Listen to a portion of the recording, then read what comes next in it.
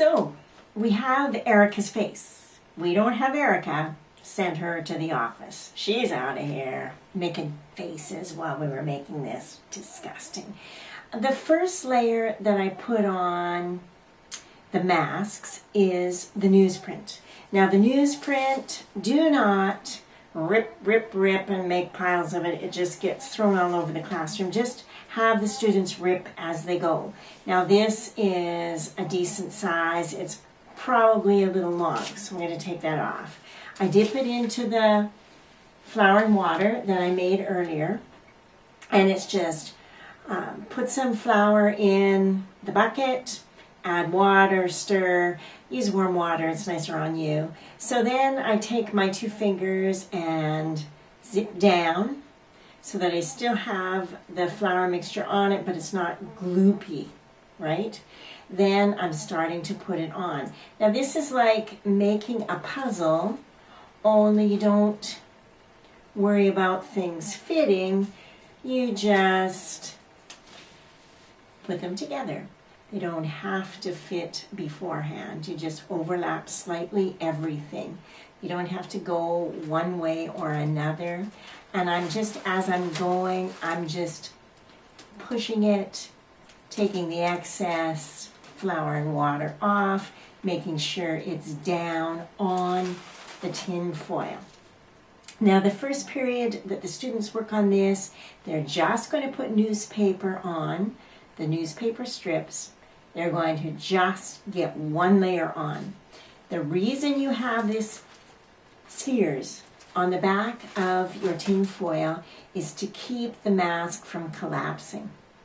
If students overwork the tin foil, it's going to collapse. If they put too many layers on the first time, it will collapse. You can get away with putting layers 2 and 3 on at the same time, but not number 1 for sure. So you're just putting paper mache everywhere, and that would be layer number 1. When I come back tomorrow when it's dry, or next art period, whenever it is, I'm going to use newsprint for the second layer, and then I can tell where I left off and where I'm starting again.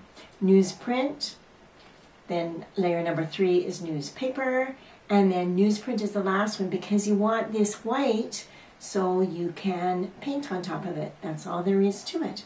It's very simple, but when this is dry, I will show you how to put some additions on, and that's it. It's a very simple concept. Have fun with it. My mask is covered now with the paper, and you can see it's a lumpy. You can see I missed some, which the next layer I would fix, of course. It will be stuck to the table and the newspaper that I had down there. If you can possibly do this the last period of the day, perfect. You can just leave it till tomorrow. It's collapsed in weird places, and that will happen. Tell the students not to worry about it. We can fix it. That's what I'm going to show you how to do the next segment.